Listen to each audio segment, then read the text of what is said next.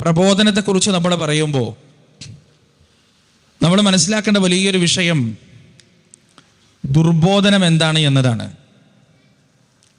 ഉമർ റളിയല്ലാഹു അൻഹു പറഞ്ഞതുപോലെ ദ്വലാലത്ത് എന്താണെന്ന് മനസ്സിലായ ഒരാൾക്ക് ഹിദായത്തിൻ്റെ വില മനസ്സിലാവുള്ളൂ. ഇരുട്ടിൻ്റെ കാഠിന്യത്തിൽ ഒന്നും കാണാതെ ഒരുപാട് ബുദ്ധിമുട്ടിയ മനുഷ്യന് വെളിച്ചത്തിൻ്റെ വില എന്താണെന്ന് കൃത്യമായി മനസ്സിലാകും. ഒന്ന് എഴുന്നേറ്റ് നടക്കാൻ പോലും കഴിയാതെ കട്ടിലിൽ തളച്ചിടപ്പെട്ട മാറാരോഗികളായ മനുഷ്യർക്കാണ് ആരോഗ്യമെന്ന വലിയ അനുഗ്രഹത്തിൻ്റെ വിലയും അതിൻ്റെ മൂല്യവും എത്രയാണെന്ന് കൃത്യമായി മനസ്സിലാക്കുക. ദിവസങ്ങളോളം പട്ടിണി കിടന്ന് വാരിയെല്ലുകൾ കൈകൾ കൊണ്ട് വിരലുകൾ കൊണ്ട് എണ്ണിയെടുക്കാൻ കഴിയുന്ന തരത്തിലേക്ക് രൂപമാറ്റം സംഭവിച്ച പട്ടിണി പേക്കോലങ്ങളായ മനുഷ്യർക്കാണ് അള്ളാഹു അനുഗ്രഹമായി നൽകുന്ന ഭക്ഷണത്തിൻ്റെ വില എന്താണെന്ന് കൃത്യമായി മനസ്സിലാകുക.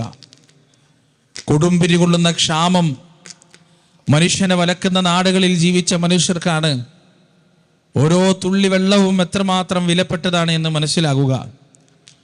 കുടുംബവും കൂട്ടവുമില്ലാതെ ഒറ്റപ്പെട്ടു പോയ മനുഷ്യർക്കാണ് കുടുംബത്തിൻ്റെയും മാതാപിതാക്കളുടെയും ഭാര്യയുടെയും മക്കളുടെയും കൂട്ടുകുടുംബത്തിൻ്റെയും വില എന്താണെന്ന് മനസ്സിലാകുക.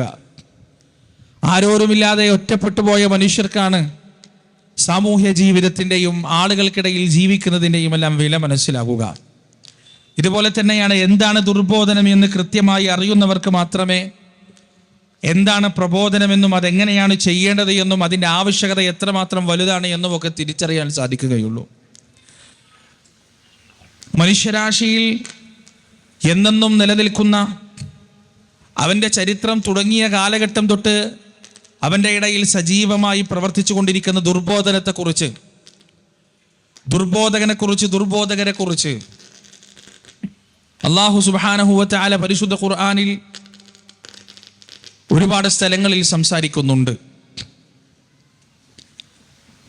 പിശാചിനെ കുറിച്ച്, ഇബ്ലീസിനെ കുറിച്ച് അവൻ നിങ്ങളുടെ വ്യക്തമായ ശത്രുവാണെന്നും ആ ശത്രുവിനെ ശത്രുവായി കണ്ട് അവനിൽ നിന്ന് ജാഗ്രത പാലിക്കണമെന്നും അല്ലാഹു സുബ്ഹാനഹു വ തആല നമ്മെ ഉപദേശിക്കുന്നുണ്ട്.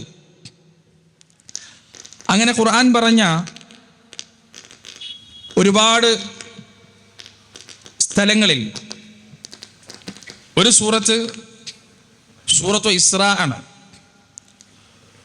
സൂറത്തു ഇസ്രായിലൂടെ റബ്ബ് സുബ്ഹാനഹു വ തആല മനുഷ്യരാശിയിൽ ഉടലെടുക്കാൻ പോകുന്ന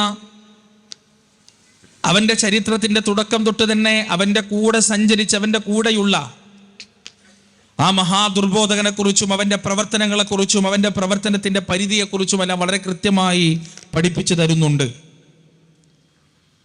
സൂറത്ത് ഇസ്രാഇന്റെ 61-ാമത്തെ ആയത്തിലൂടെ അല്ലാഹു സുബ്ഹാനഹു വ തആല പറയാൻ,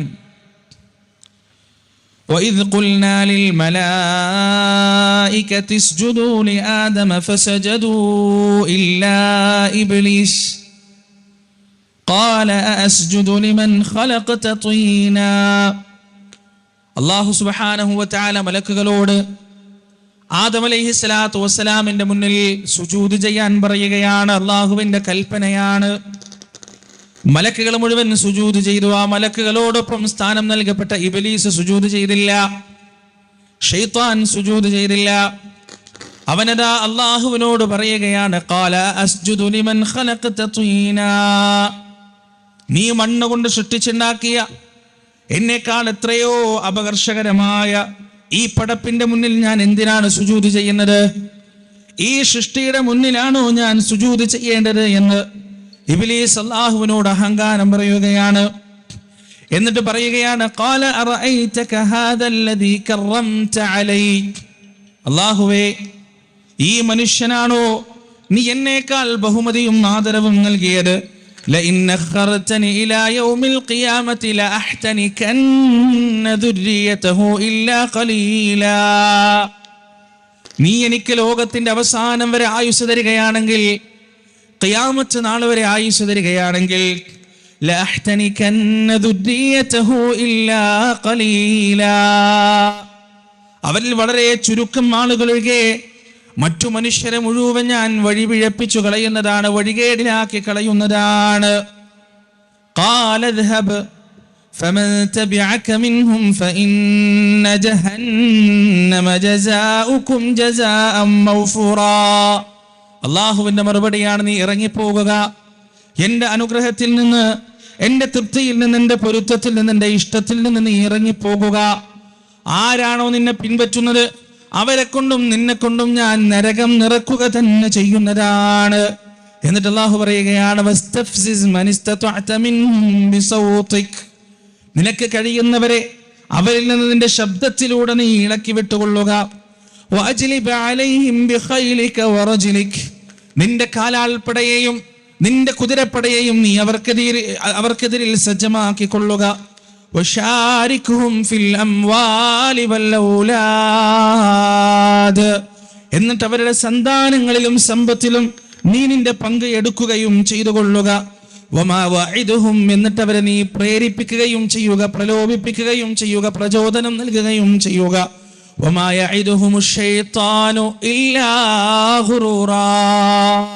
പിശാചിന്റെ പ്രലോഭനം എന്ന് പറയുന്നത്, പിശാചിന്റെ പ്രചോദനം എന്ന് പറയുന്നത് അത് വഞ്ചനയിലേക്കല്ലാതെ മറ്റൊന്നുമല്ല, അത് ചതിയിലേക്കല്ലാതെ മറ്റൊന്നുമല്ല. എന്നിട്ടല്ല പറയുകയാണ്, ഇന്ന ഇബാദി ലൈസ ലക അലൈഹിം സുൽത്താൻ വകഫാ ബിറബ്ബിക വകീലാ. നിശ്ചയം എൻ്റെ അടിമകളിൽ നിനക്കൊരു അധികാരവുമില്ല കേട്ടോ, എൻ്റെ അടിമകളിൽ നിനക്കൊരു സ്വാധീനവും ചെലുത്താൻ കഴിയില്ല. പ്രിയപ്പെട്ടവരെ, ഇബ്ലീസ് നടത്താൻ പോകുന്ന ദുർബോധനത്തെ കുറിച്ചുള്ള അള്ളാഹുവിന്റെ മുന്നറിയിപ്പായിരുന്നു ഇത്. മഹാനായ ആദം അലൈഹിസ്സലാത്തു വസ്സലാം സ്വർഗത്തിൽ നിന്ന് ഭൂമിയിലേക്ക് യാത്രയാകുമ്പോൾ പടച്ചറബ് ഒരു വാഗ്ദാനം നൽകിയിട്ടുണ്ട്. ദുർബോധനം നടത്താൻ ഇപ്പുറത്ത് ഇബ്ലീസിന് അനുമതി നൽകിയപ്പോ പടച്ചറബ് ആദം അലൈഹിസ്സലാത്തു വസ്സലാമിനോട് പറയുകയാണ്, ഖുൽനാ ഹ്ബിതു മിൻഹാ ജമീഅ فإما يأتينكم مني هدى فمن تبع هداي فلا خوف عليهم ولا هم يحزنون. നിങ്ങൾ ചെയ്ത തെറ്റ് കാരണം ആദമേ, ഹവ്വ, നിങ്ങൾ ഈ സ്വർഗത്തിൽ നിന്ന് ഇറങ്ങിപ്പോകുക, പുറത്തേക്ക് പോകുക. فإما يأتينكم مني هدى.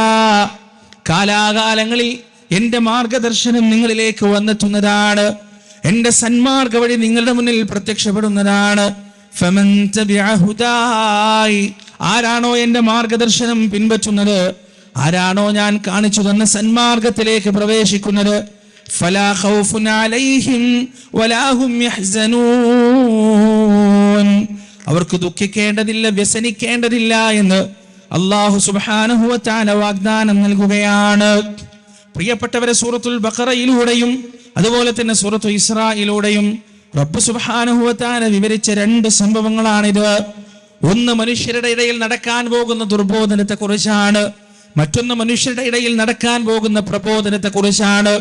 എല്ലാ കാലങ്ങളിലും മനുഷ്യർക്ക് സന്മാർഗം കാണിച്ചു കൊടുക്കാൻ പ്രവാചകന്മാർ ഈ ലോകത്ത് പൂജാതരായിട്ടുണ്ട്, നബിമാർ ഈ ലോകത്ത് വന്നിട്ടുണ്ട്, അവര് ദഅവത്ത് നടത്തിയിട്ടുണ്ട്, പ്രബോധനം നടത്തിയിട്ടുണ്ട്. അതോടൊപ്പം തന്നെ وكذلك جعلنا لكل نبي عدوا وكذلك جعلنا لكل نبي عدوا. എല്ലാ പ്രവാചകന്മാർക്കും മനുഷ്യരിലും ജിന്നിലും പെട്ട ശത്രുക്കളെ, അദുവുകളെ അല്ലാഹു സുബ്ഹാനഹു വ തആല നിശ്ചയിച്ചിട്ടുമുണ്ട്. 2025 ജീവിക്കുന്ന നമുക്ക് ഒരു വിഭാഗം പ്രബോധനം നടത്തുന്നതായി സദാ കാണാൻ കഴിയുമ്പോൾ, മറുഭാഗത്ത് ഇബ്ലീസിന്റെ പക്ഷം പിടിച്ചുകൊണ്ട്, ശൈത്താന്റെ പക്ഷം പിടിച്ചുകൊണ്ട് സജീവമായി ദുർബോധനം നടക്കുന്നതായി നമുക്ക് കാണാൻ സാധിക്കും.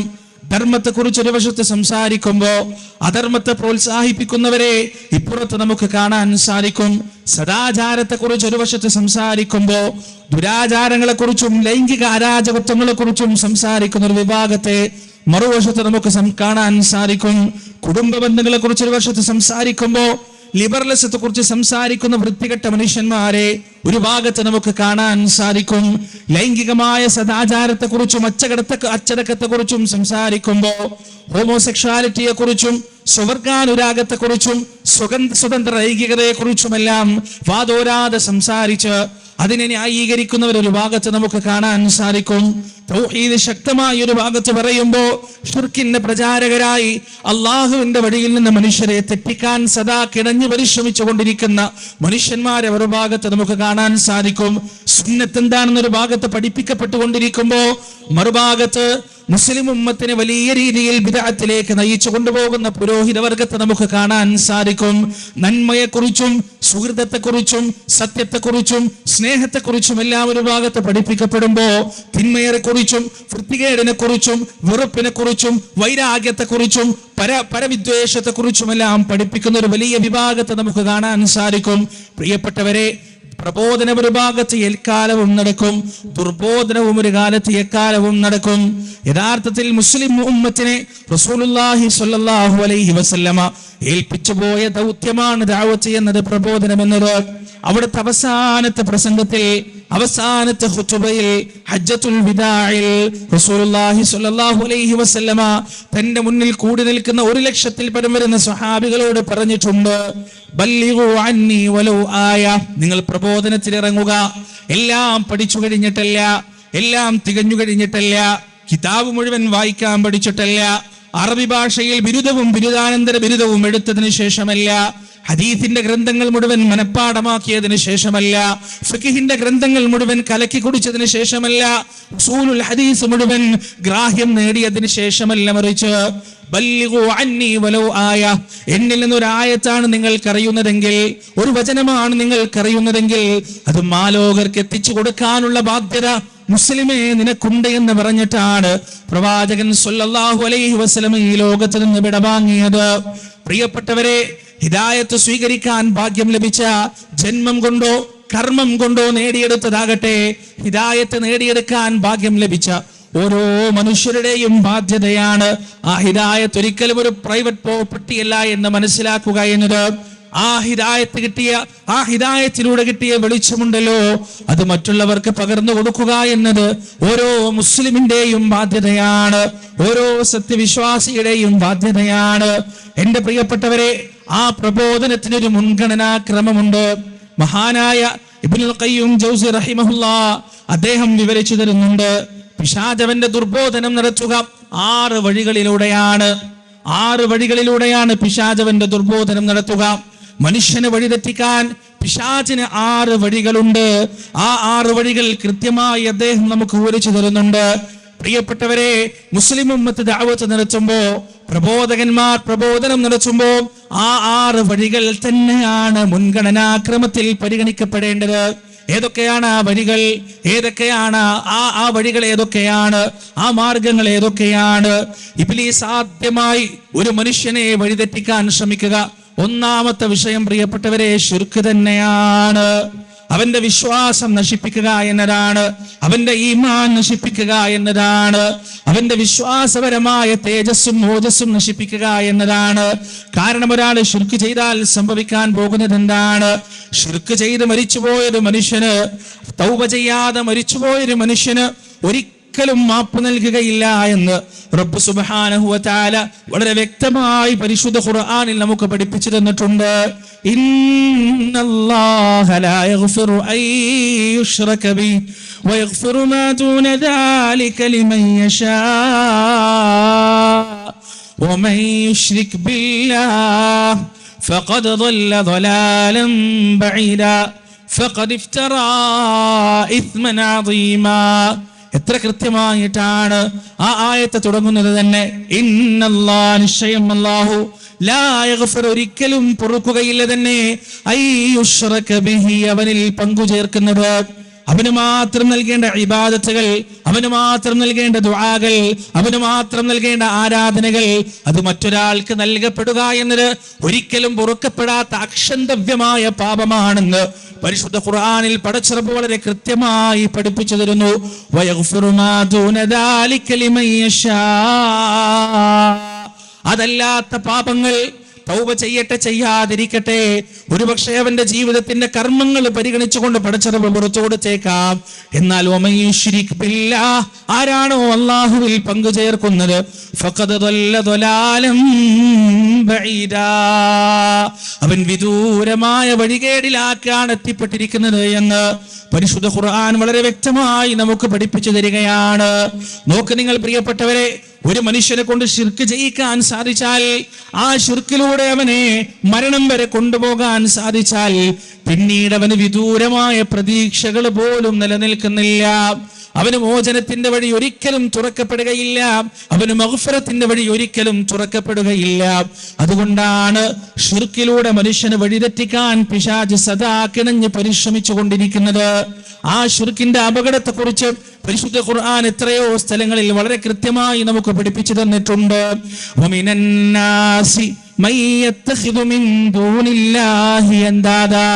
മനുഷ്യരിൽ ഒരു വിഭാഗമുണ്ട്, ആ വിഭാഗം അള്ളാഹുവിന് പുറമെ നിദ്ദുകളെ സ്വീകരിച്ചവരാണ്, പകരക്കാരെ സ്വീകരിച്ചവരാണ്.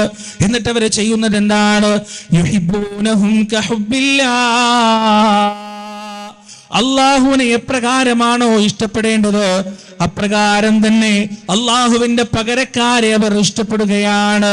വല്ലദീന ആമനൂ അശദ്ദു ഹുബ്ബൻ ലില്ലാഹ്, എന്നാൽ വിശ്വാസികളാകട്ടെ അള്ളാഹുവിനോട് കഠിനമായ സ്നേഹമുള്ളവരാണ്, അള്ളാഹുവിനോട് ശക്തമായ സ്നേഹമുള്ളവരാണ്.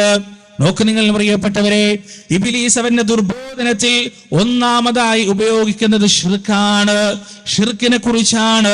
ഷിർക്കിലേക്ക് മനുഷ്യരെ എത്തിക്കാനാണ് ഇബ്ലീസ് സദാ ശ്രമിച്ചുകൊണ്ടിരിക്കുന്നത്. എങ്ങനെയാണ് ആദ്യത്തെ തലമുറയെ പിശാച് ഷിർക്കിലേക്ക് എത്തിച്ചതെന്ന് നിങ്ങൾക്കറിയുമോ? മഹാനായ ആദം അലൈഹിസ്സലാത്തു വസ്സലാമിന്റെ അടുത്തുനിന്ന് തൗഹീദ് പഠിച്ച ജനത എങ്ങനെയാണ് പിന്നീട് ഷിർക്കിലേക്ക് എത്തിപ്പെടുന്നത്? ആദം അലൈഹിസ്സലാത്തു വസ്സലാമിന്റെ കാലഘട്ടത്തിന് ശേഷം ജീവിച്ച ഔലിയാക്കളിലൂടെയാണ്, അള്ളാഹുവിന്റെ ഔലിയാക്കളിലൂടെയാണ്, മഹാരഥന്മാരായ പുരുഷന്മാരിലൂടെയാണ്. ആ പുരുഷന്മാർക്ക് അമിതമായ രീതിയിലുള്ള ബഹുമതികളും മദഹുകളും കൽപ്പിച്ചു കൊടുത്തുകൊണ്ട് തന്നെയാണ് ഇബ്ലീസ് ഒന്നാം തലമുറയെ, മനുഷ്യകുലത്തിന്റെ ഒന്നാമത്തെ ഷിർക്കിന്റെ തലമുറയെ പടച്ചെടുത്തത്, സൃഷ്ടിച്ചെടുത്തത് ഈ പറയുന്ന ഔലിയാക്കൾക്ക് അമിതമായ മദഹുകൾ ഓതി കൊടുത്തിട്ടാണ്, അമിതമായ മദഹുകൾ ജൽപ്പിച്ചു കൊടുത്തിട്ടാണെന്ന് കൃത്യമായി നമുക്ക് മനസ്സിലാക്കാൻ സാധിക്കും. അത് തന്നെയാണ് ഈ കേരളക്കരയിൽ ഇന്നും തുടർന്നുകൊണ്ടിരിക്കുന്നത്. ഘട്ടം ഘട്ടമായി വിഗ്രഹാരാധന നൂഹ് അലൈഹിസ്സലാത്തു വസ്സലാമിന്റെ ജനതയിലേക്ക് അവൻ കൊണ്ടുവന്നതുപോലെ ഘട്ടം ഘട്ടമായി നമ്മുടെ ഈ മലയാള മണ്ണ് പരിശോധിച്ചാൽ, ഈ കേരളക്കര പരിശോധിച്ചാൽ, ഘട്ടം ഘട്ടമായി പിശാച് ശിർക്ക് കടത്തി കൊണ്ടുവരുന്നതായി വളരെ കൃത്യമായി നമുക്ക് കാണാൻ സാധിക്കും. നോക്ക് നിങ്ങൾ പ്രിയപ്പെട്ടവരെ, ഒരു 10-15 വർഷത്തിന് മുന്നേ നമ്മൾ ചർച്ച ചെയ്തത് ഇസ്തിഗാസയെ കുറിച്ചാണ്, നമ്മൾ മറുപടി പറഞ്ഞത് തവസ്സുലിനെ കുറിച്ചാണ്, അതുപോലെ തന്നെ അള്ളാഹു അല്ലാത്തവരോട് പ്രതീക്ഷ അർപ്പിക്കാമോ എന്നിത്യാദി വിഷയങ്ങളെ കുറിച്ചാണ്. എന്നാൽ ഇന്ന് ചർച്ച നടക്കുന്നത് എന്തിനെ കുറിച്ചാണ്? മുദബ്ബിറുൽ ആലം പടച്ചോനാണോ അല്ലയോ എന്നതിനെ കുറിച്ചാണ്. CM മടവൂര് മുദബ്ബിറുൽ ആലമാണോ അല്ലയോ എന്നതിനെ കുറിച്ചാണ്. ലോകത്തെ പടച്ചവൻ പോലും CM ആണ് എന്നതിനെ കുറിച്ചാണ് ഇന്ന് ചർച്ച നടന്നുകൊണ്ടിരിക്കുന്നത് നമ്മുടെ നാട്ടിലെങ്കിൽ, പ്രിയപ്പെട്ടവരെ, നാളെ നടക്കാൻ പോകുന്ന ചർച്ച എന്താണെന്നറിയുമോ? CM മടവൂരിനെ പോലെയുള്ള വലിയകളുടെ വിഗ്രഹങ്ങൾ പള്ളിയിൽ വെക്കാൻ പറ്റുമോ ഇല്ലയോ എന്നതാകാം നഊദു ബില്ലാഹ് നാളെ നടക്കാൻ പോകുന്ന ചർച്ച. എങ്ങനെയാണ് ഇബ്ലീസ് മനുഷ്യരിലേക്ക് ശിർക്കിനെ കടത്തിക്കൊണ്ടുവരിക, തൗഹീദ് നശിപ്പിക്കുക? പിശാച് ആദ്യമായി പറയുന്നത്, മനുഷ്യനെ ആദ്യമായി വഴിതെറ്റിക്കുന്നത് ഷിർക്കിലൂടെയാണെങ്കിൽ പ്രബോധനത്തിന്റെ ഒന്നാമത്തെ വിഷയം ഏതാകണം? അല്ലാഹുവിന്റെ റസൂൽ പറഞ്ഞു തരുന്നുണ്ട്, അഫ്ദലു മാ ഖുൽതു അന വന്നബിയൂന മിൻ ഖബ്ലി ഖൗലു ലാ ഇലാഹ ഇല്ലല്ലാഹ്. എത്ര കൃത്യമാണ്, എത്ര വ്യക്തമാണ്, എത്ര സുതാര്യമാണ്. പടച്ചറബ് അള്ളാന്റെ റസൂല് കൃത്യമായി നമുക്ക് പറഞ്ഞു തന്നു, അഫ്ദലു മാ ഖുൽത്, ഞാൻ പറഞ്ഞതിൽ വെച്ച് ഏറ്റവും നല്ലത് എന്താണെന്നറിയുമോ? വന്നബിയൂന മിൻ ഖബ്ലി, എന്റെ മുൻപ് കടന്നു വന്ന പ്രവാചകന്മാരും പറഞ്ഞതിൽ വെച്ച് ഏറ്റവും ഉന്നതമായ ഒരു കാര്യം ഏതാണെന്നറിയുമോ? ഖൗലതൊരു വാക്കാണ്, ഒരു വചനമാണ്. ഏതാണ് ആ വചനം? ലാ ഇലാഹ ഇല്ലല്ലാഹ്. അല്ലാഹു അല്ലാതെ മറ്റൊരു ആരാധ്യനില്ല, അല്ലാഹു അല്ലാതെ മറ്റൊരു ഇലാഹില്ല. പ്രിയപ്പെട്ടവരെ, പ്രവാചകന്മാരുടെ മാതൃക, അവരുടെ ദഅവത്തിന്റെ മാതൃക, അവരുടെ പ്രബോധനത്തിന്റെ മാതൃക, പ്രബോധനത്തിന്റെ മുൻഗണനാ ക്രമത്തിൽ ആദ്യമായി വരേണ്ടത് തൗഹീദാണ്. ആദ്യമായി വരേണ്ടത് ലാ ഇലാഹ ഇല്ലല്ലാഹയാണ്. ജനങ്ങളോട് തൗഹീദ് പറഞ്ഞു കൊടുക്കണം, ജനങ്ങളോട് ലാ ഇലാഹ ഇല്ലല്ലാഹ് പറഞ്ഞു കൊടുക്കണം. ഈ മഹാപ്രസ്ഥാനം, ഈ പ്രസ്ഥാനം 100 കൊല്ലമായി അചഞ്ചലമായ തൗഹീദ് കേരളക്കരയിൽ കൃത്യമായി പറഞ്ഞു കൊടുത്തുകൊണ്ടിരിക്കുന്നു. അതുകൊണ്ടാണ് ചിലരൊക്കെ നമ്മളെ ശ്മശാന വിപ്ലവക്കാരെന്ന് വിളിച്ചത്. അതുപോലെ തന്നെ ഖബറിടത്തിൽ മാത്രം കാണുന്ന വിഘടിതവാദികൾ എന്ന് വിളിച്ചത് ഈ തൗഹീദ് ശക്തമായി പറഞ്ഞതുകൊണ്ടാണ്. എന്നാൽ എൻ്റെ പ്രിയപ്പെട്ടവരെ, ലോകത്ത് കടന്നു വന്ന സകല പ്രവാചകന്മാരും ഏറ്റവും പ്രമുഖമായും പ്രധാനമായും മുഖ്യമായും പറഞ്ഞത് ഇലാ ഇലാഹ ഇല്ലല്ലാഹ് എന്ന വചനമാണ്. ലോക ചരിത്രം നിങ്ങളൊന്ന് എടുത്തു നോക്ക്. മഹാനായ നൂഹ് നബി അലൈഹി സ്വലാത്തു വസ്സലാം, മഹാനായ ഹൂദ് നബി അലൈഹി സ്വലാത്തു വസ്സലാം, സ്വാലിഹ് നബി അലൈഹി സ്വലാത്തു വസ്സലാം, ഷുഐബ് നബി അലൈഹി സ്വലാത്തു വസ്സലാം, ഇബ്രാഹിം നബി അലൈഹി സ്വലാത്തു വസ്സലാം, മൂസാ നബി അലൈഹി സ്വലാത്തു വസ്സലാം, ഈസാ നബി അലൈഹി സ്വലാത്തു വസ്സലാം. ഈ മനുഷ്യരുടെ ചരിത്രം നാം എടുത്ത് പഠിച്ചു നോക്കുമ്പോ, ആ ചരിത്രം നാം വായിച്ചു നോക്കുമ്പോ വളരെ കൃത്യമായി നമുക്ക് കാണാൻ സാധിക്കും. ഇവരെല്ലാം കൃത്യമായി പറഞ്ഞത് ലാ ഇലാഹ ഇല്ലല്ലാഹയാണ്. എല്ലാ പ്രവാചകന്മാരും ലഖദ് അർസൽനാ നൂഹൻ ഇലാ ഖൗമി, ലഖദ് അർസൽനാ സ്വാലിഹൻ ഇലാ ഖൗമി. ഇങ്ങനെ അല്ലാഹു സുബ്ഹാനഹു വ തആല ഓരോ പ്രവാചകന്മാരുടെയും പേരുകൾ എടുത്ത് അങ്ങനെ പറയുന്നുണ്ട്. ഈ പ്രവാചകന്മാരെല്ലാം വളരെ കൃത്യമായി ആദ്യം പറഞ്ഞത് ലാ ഇലാഹ ഇല്ലല്ലാഹയാണ്. മഹാനായ ഇബ്രാഹിം അലൈഹി സ്വലാത്തു വസ്സലാമും ആദ്യമായി പറയുന്നത് ലാ ഇലാഹ ഇല്ലല്ലാഹയാണ്. അതിനുവേണ്ടി അള്ളാഹു അദ്ദേഹത്തെ പ്രിപ്പയർ ചെയ്തു എന്നതാണ്. ലാ ഇലാഹ ഇല്ലല്ലാഹ് പറയുന്നതിന് വേണ്ടി ഇബ്രാഹിം അലൈഹി സ്വലാത്തു വസ്സലാമിന്റെ ജീവിത സാഹചര്യം പടച്ചുറപ്പ് ആ രീതിയിലാക്കി മാറ്റി എന്നതാണ് ചരിത്രത്തിലൂടെ നമുക്ക് മനസ്സിലാക്കാൻ സാധിക്കുക. ഇബ്രാഹിം നബി ജനിക്കുന്നത് ലോകത്ത് ഏറ്റവും വലിയ മുവഹിദായി, തൗഹീദിന്റെ പ്രചാരകനായി നമുക്ക് പറയാൻ പറ്റുന്ന ഇബ്രാഹിം നബി ജനിക്കുന്നത് ഒരു ബിംബാരാധകന്റെ മകനായിട്ടാണ്.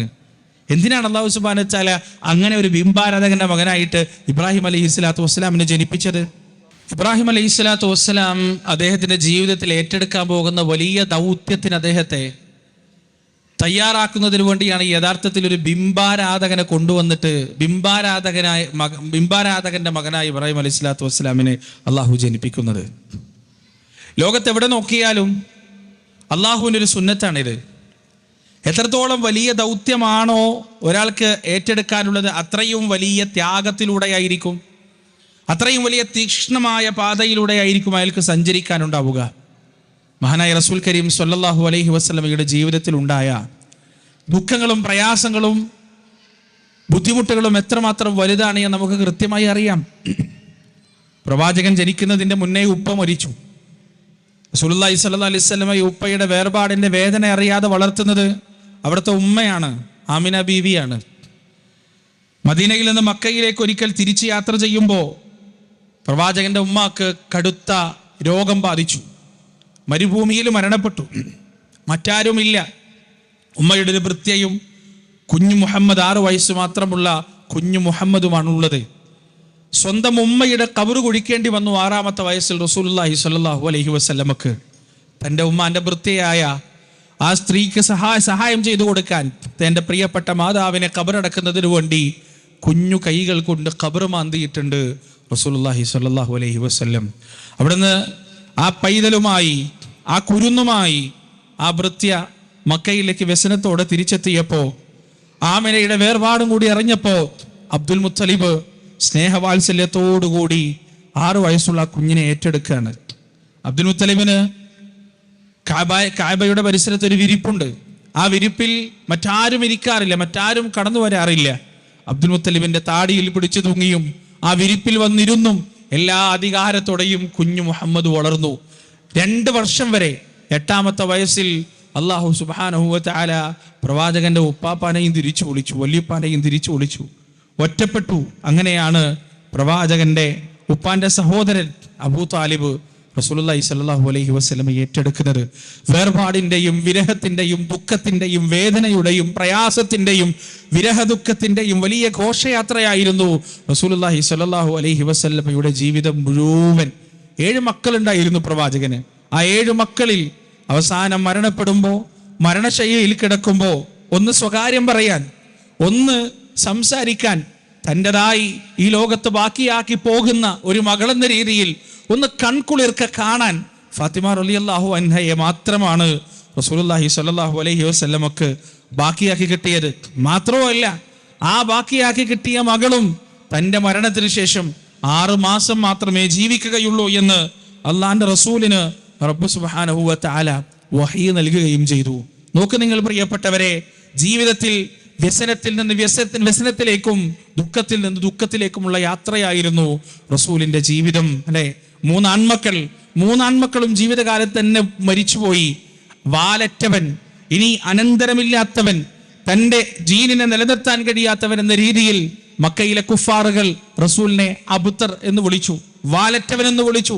അല്ലാഹ് മറുപടി നൽകി, ഇന്നാ അഅതൈനാകൽ കൗസർ ഫസല്ലി ലിറബ്ബിക വൻഹർ ഇന്ന ശാനിഅക ഹുവൽ അബ്തർ.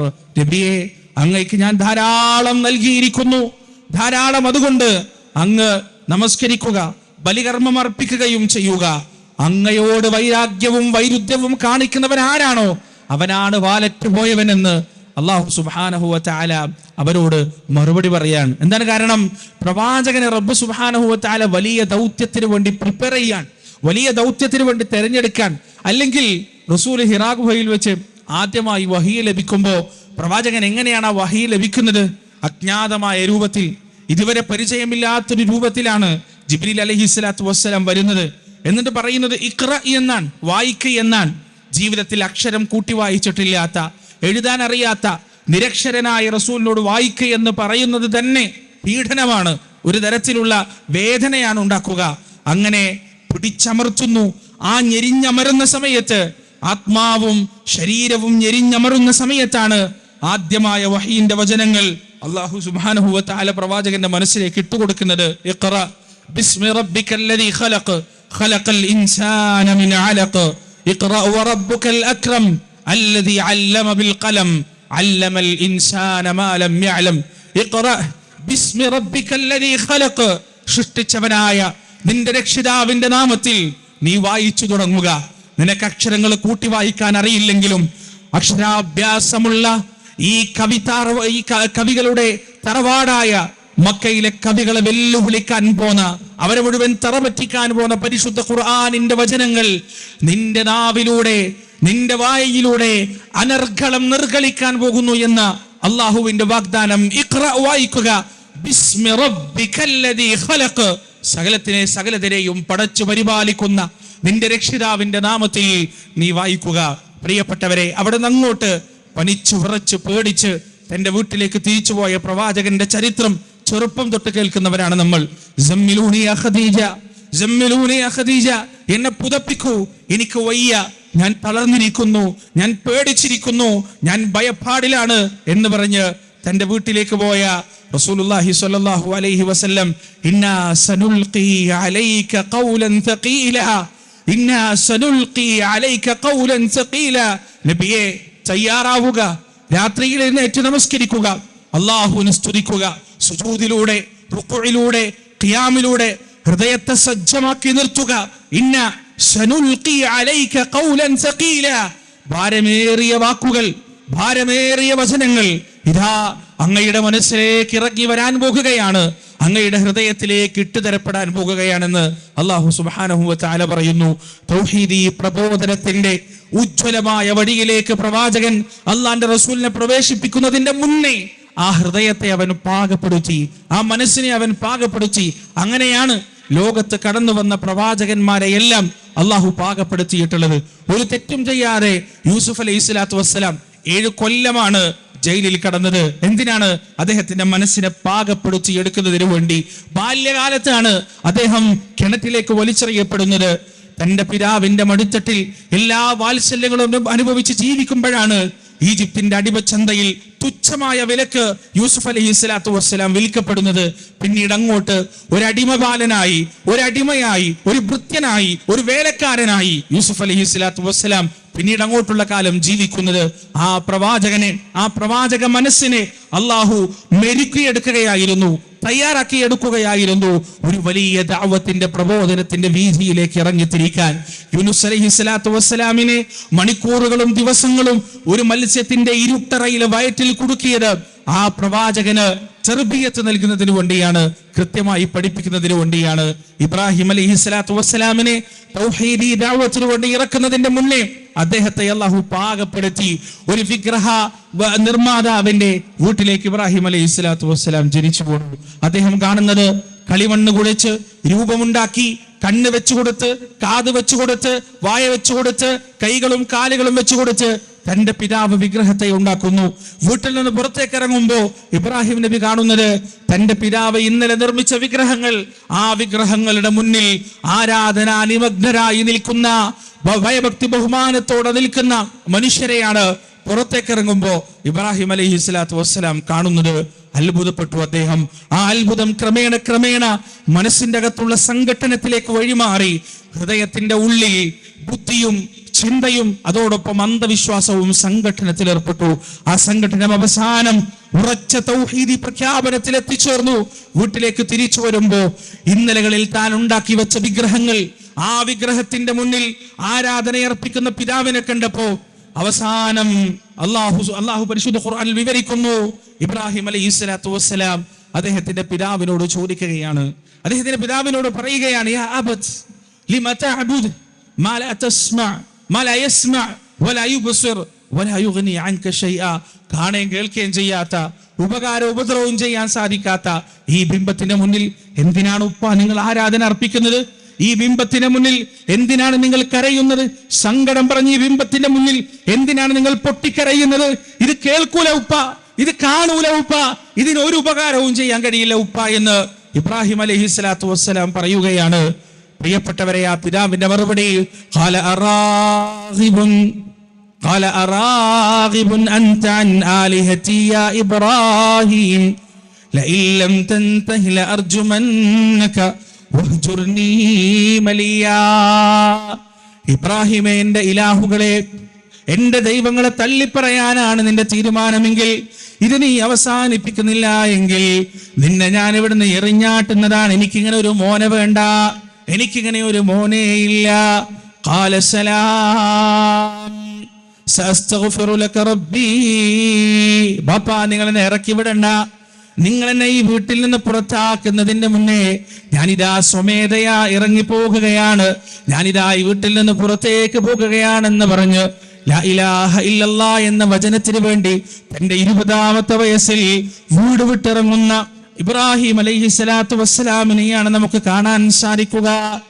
ഈ ഇബ്രാഹിം നബിയുടെയും ഉപ്പയുടെയും ഒരു സംഭാഷണം കൂടി വരാനിരിക്കുന്നുണ്ട്. പരിശുദ്ധ ഖുർആൻ പറഞ്ഞത് കഴിഞ്ഞ സംഭാഷണമാണ്. അള്ളാഹുവിന്റെ റസൂലിന്റെ ഹദീസിൽ ഒരു സംഭാഷണം കൂടി വിവരിക്കുന്നുണ്ട്. അത് നടക്കാനിരിക്കുന്നതാണ്. എവിടെ വെച്ച് നടക്കാനിരിക്കുന്നതാണ്? പരലോകത്ത് വെച്ച് നടക്കാനിരിക്കുന്നതാണ്. ആ സംഭാഷണം എന്താണ്? ഇബ്രാഹിം നബി മാഷറയിൽ നിൽക്കുമ്പോ തന്റെ പിതാവിനെ കാണുമെന്നാണ്. ആ പിതാവ് വല്ലാത്ത അവസ്ഥയിലായിരിക്കും, അപമാനിതനായി, വിഷണ്ണനായി. അങ്ങനെയാണല്ലോ ഉണ്ടാവുക. ഹൽ അതാക ഹദീസുൽ ഗാശിയ വജൂഹു യൗമഇദിൻ ഖാശിഅ ആമിലത്തുൻ നാസിബ. ജോലി ചെയ്ത് തളർന്നവരെ പോലെ മുഖങ്ങൾ മൂടപ്പെട്ടുകൊണ്ടായിരിക്കും ആ മനുഷ്യർ ആ പരലോകത്തുണ്ടാവുക. തർഹഖുഹാ ഖതറ, അവരുടെ മുഖങ്ങൾ കുത്തിത്തെറിച്ചതുപോലെ ആയിരിക്കും ഉണ്ടാവുക. ഫഅമ്മല്ലദീന സ്വദ്ദത് വജൂഹും അക്ഫർതും ബഅദ ഈമാനിക്കും. ഈമാൻ വന്നെത്തിയതിനു ശേഷവും അവിശ്വസിച്ച ആളുകളുണ്ടല്ലോ, അവരുടെ മുഖങ്ങൾ വിഷമത്താൽ, പേടിയാൽ, ഭയത്താൽ ഇരുണ്ടതായിരിക്കും, ഇരുണ്ടു പോയിട്ടുണ്ടാകും. ആ രീതിയിലായിരിക്കും അവിശ്വാസികളുടെ മുഖം മുഴുവൻ ഉണ്ടാവുക. ഇബ്രാഹിം അലൈഹിസ്സലാത്തു വസ്സലാമിന്റെ ഉപ്പാന്റെ മുഖവും ബാപ്പാന്റെ മുഖവും അതുപോലെ തന്നെയാണ് ഉണ്ടാവുക. ഈ ഉപ്പയും മകനും ആശറയിൽ വെച്ച് കണ്ടുമുട്ടുകയാണ്.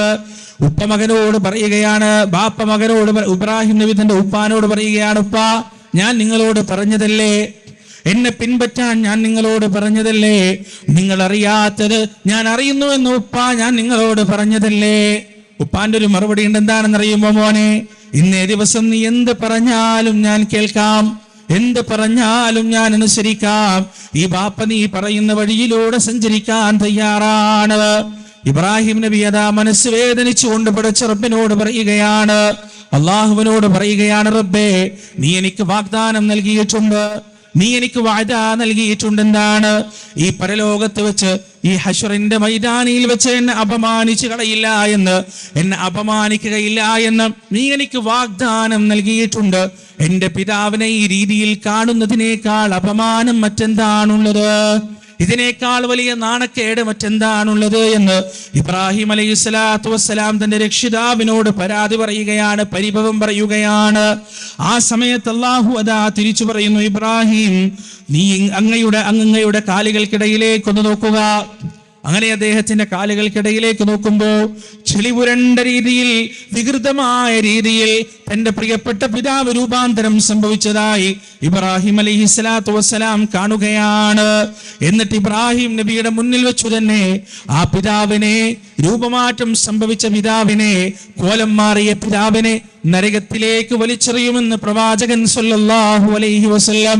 നോക്ക് നിങ്ങൾ പ്രിയപ്പെട്ടവരെ, ആരാണ് ഇബ്രാഹിം അലൈഹിസ്സലാത്തു വസ്സലാം? അള്ളാഹുവിന്റെ ഉറ്റ ചങ്ങാതി എന്ന് വിളിക്കപ്പെട്ട, പടച്ച റബ്ബ് തന്റെ ഉറ്റ ചങ്ങാതിയാണെന്ന് പറയപ്പെട്ട ആ മഹാനുഭവനായ ഉലുൽ അസ്മുകളിൽ പ്രധാനിയായ പ്രവാചകൻ, ആ പ്രവാചകന്റെ വാപ്പയായിട്ട് പോലും പരലോകത്തൊരു പരിഗണന പോലും അദ്ദേഹത്തിന്റെ പിതാവിന് ലഭിച്ചില്ല എങ്കിൽ തൗഹീദ് എത്രമാത്രം പ്രധാനമാണ് എന്ന് ഈ ഒരൊറ്റ വിഷയത്തിലൂടെ നമുക്ക് മനസ്സിലാക്കാൻ സാധിക്കും.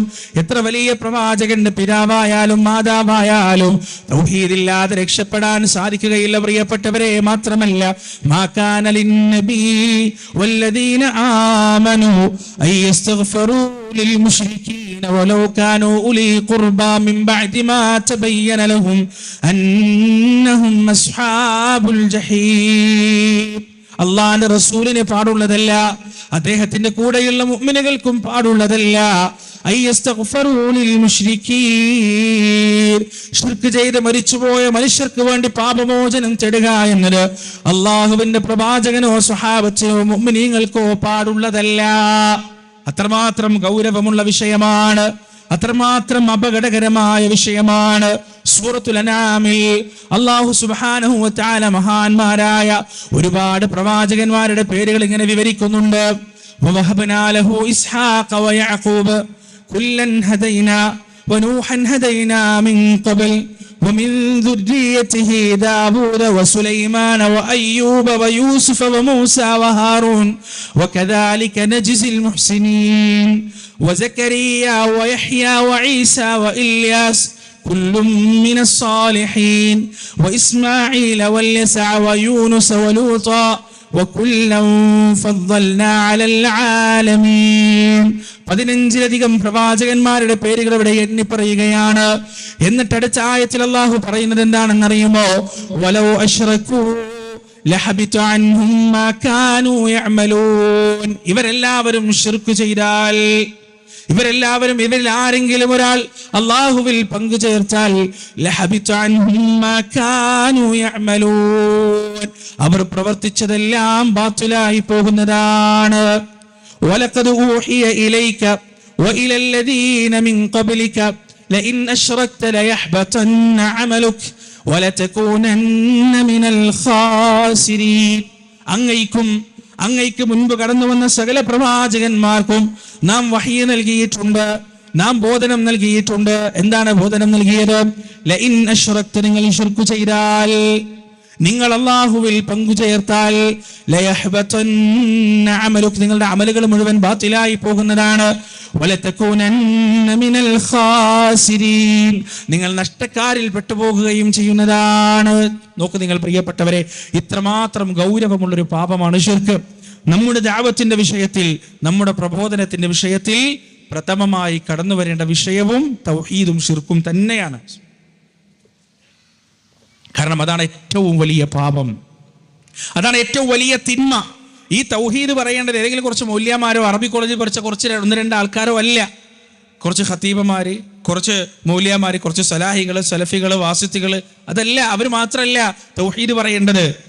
സൂറത്ത് യാസീൻ പരിശോധിച്ചാൽ ആ സൂറത്ത് യാസീനിൽ വളരെ കൃത്യമായി അല്ലാഹു സുബ്ഹാനഹു വ തആല 3 പ്രവാചകന്മാരുടെ ദഅവത്തിനെ കുറിച്ച് പറയുന്നുണ്ട്.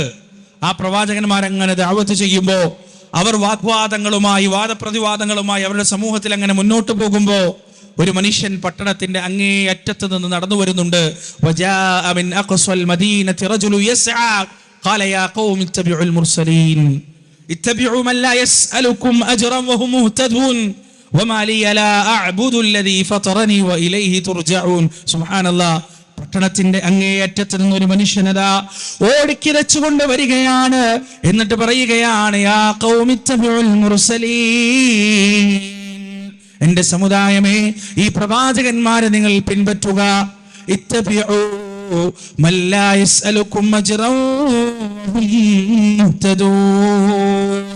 ആരാണോ നിങ്ങളോട് പ്രതിഫലം ചോദിക്കാത്തത്, ആരാണോ നിങ്ങളോട് പണം കണക്ക് മറിച്ച് പറഞ്ഞു വാങ്ങിക്കാത്തത്, അവരെ നിങ്ങൾ പിൻപറ്റുക. വഹും മുഹ്തദൂൻ, അവരാണ് നിർമാർഗം പ്രാപിച്ച ആളുകൾ. വമാ ലിയ ലാ അഅ്ബുദു അല്ലദീ ഫതറനി വഇലൈഹി തുർജഊൻ. എനിക്കെന്താണ്, ഞാൻ എങ്ങനെയാണ് എൻ്റെ റബ്ബിനെ മാത്രം ആരാധിക്കുക? അവനാണ് എന്നെ പടച്ചത്, അവങ്കിലേക്കാണ് എന്റെ തിരിച്ചുപോക്കും. അഅത്തഖിദു മിൻ ദൂനിഹി ആലിഹതൻ യുരിദിനിർ റഹ്മാനു ബിദുർരിൻ ലാ തുഗ്നി അന്നി ശഫാഅതുഹും ശൈഅൻ വലാ യുൻഖിദൂൻ. ഞാൻ എൻ്റെ റബ്ബിനെ അല്ലാതെ മറ്റൊരു ഇലാഹിനെ ഞാൻ സ്വീകരിച്ചാൽ ഞാൻ വലിയ അപരാധക്കാരനായി പോകുമെന്ന കാര്യത്തിൽ യാതൊരു സംശയവുമില്ല. എനിക്കെന്തെങ്കിലും ഒരു ബുദ്ധിമുട്ട് വന്നാൽ, എനിക്കെന്തെങ്കിലും ഒരു പ്രയാസം വന്നാൽ, ആ പ്രയാസം എന്നിൽ നിന്ന് നീക്കിത്തരാൻ എൻ്റെ റബ്ബിനല്ലാതെ മറ്റാർക്കും സാധ്യമല്ല. ഇന്നി ആമന്തു ബിറബ്ബികും ഫസ്മഊൻ. എന്റെ സമുദായമേ, എന്റെ സമൂഹമേ, നിങ്ങൾ കേൾക്കുക. ഞാനിതാ നിങ്ങളുടെ റബ്ബിൽ വിശ്വസിച്ചിരിക്കുകയാണ്, നിങ്ങളുടെ രക്ഷിതാവിൽ വിശ്വസിച്ചിരിക്കുകയാണ്. قيل ادخلوا الجنة قال يا ليت قومي يعلمون بما غفر لي ربي وجعلني من المكرمين.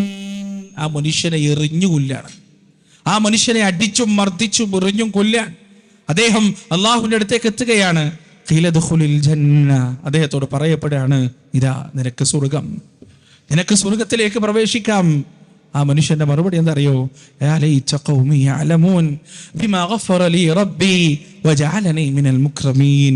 എൻ്റെ സമുദായം ഇതൊന്ന് അറിഞ്ഞിരുന്നെങ്കിൽ, എൻ്റെ ഖൗം ഇതൊന്ന് അറിഞ്ഞിരുന്നെങ്കിൽ, എനിക്ക് പുറത്തു തന്നു, ഞാൻ ബഹുമാനിക്കപ്പെട്ടു, ആദരിക്കപ്പെട്ടു എന്ന് എൻ്റെ സമുദായം അറിഞ്ഞിരുന്നെങ്കിൽ എത്ര നന്നായിരുന്നു എന്ന് ചിന്തിക്കുന്ന ഒരു മനുഷ്യൻ, ഒരു യഥാർത്ഥ പ്രബോധകൻ, ഒരു യഥാർത്ഥ ദായി എന്ന് പറഞ്ഞാൽ, പ്രവാചകന്മാരുടെ പ്രബോധനത്തിന്റെ മാതൃക എന്ന് പറഞ്ഞാൽ തർക്കിച്ച് സംവാദം നടത്തി അങ്ങോട്ട് തോൽപ്പിക്കുക എന്നുള്ളതല്ല. ഞാൻ തോറ്റുപോയാലും, ഞാൻ അപമാനിതനായാലും, ഞാൻ ആക്രമിക്കപ്പെട്ടാലും എൻ്റെ വാക്ക് കേൾക്കുന്ന പ്രബോധിത സമുദായത്തിൽ എന്തെങ്കിലും ഒരു ചലനം ഉണ്ടാകുമെങ്കിൽ അതാണ് എന്നെ സംബന്ധിച്ചിടത്തോളം ഏറ്റവും വലുത് എന്ന് അടിയുറച്ച് വിശ്വസിക്കുന്നവനാണ് ഒരു പ്രബോധകൻ. റസൂലിന്റെ ത്വായിഫിന്റെ ചരിത്രം വിളിച്ചു പറയുന്നത് അതല്ലേ?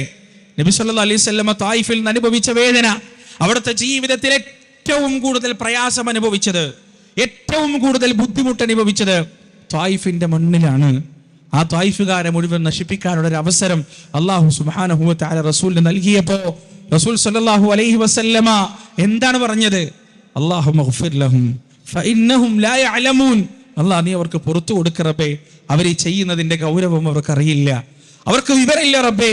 ഈ ജനതയെ നീ നശിപ്പിക്കുന്നതിനേക്കാൾ എനിക്കിഷ്ടം ഈ ജനതയുടെ മുതുകിലൂടെ ലാ ഇലാഹ ഇല്ലല്ലാഹ് എന്ന വഹ്ദാനിയത്തിന്റെ കലിമത്ത് ഉച്ചരിക്കുന്ന ഒരു ജനവിഭാഗം ഉണ്ടാവുക എന്നതാണ് നീ ഇവരെ നശിപ്പിക്കുന്നതിനേക്കാൾ എനിക്കിഷ്ടമെന്ന് റസൂലുള്ളാഹി സ്വല്ലല്ലാഹു അലൈഹി വസല്ലം അള്ളാഹുവിനോട് പ്രാർത്ഥിച്ച പ്രാർത്ഥനയുടെ ഫലമായിട്ടാണ് ഇന്ന് ത്വായിഫിന്റെ മണ്ണിലടക്കം പ്രിയപ്പെട്ടവരെ ലാ ഇലാഹ ഇല്ലല്ലാഹ് എന്ന വഹ്ദാനിയത്തിന്റെ കലിമത്ത് അടിയുറച്ചതിൽ നിൽക്കുന്ന ഒരു വലിയ ജനവിഭാഗം ഉണ്ടായത്.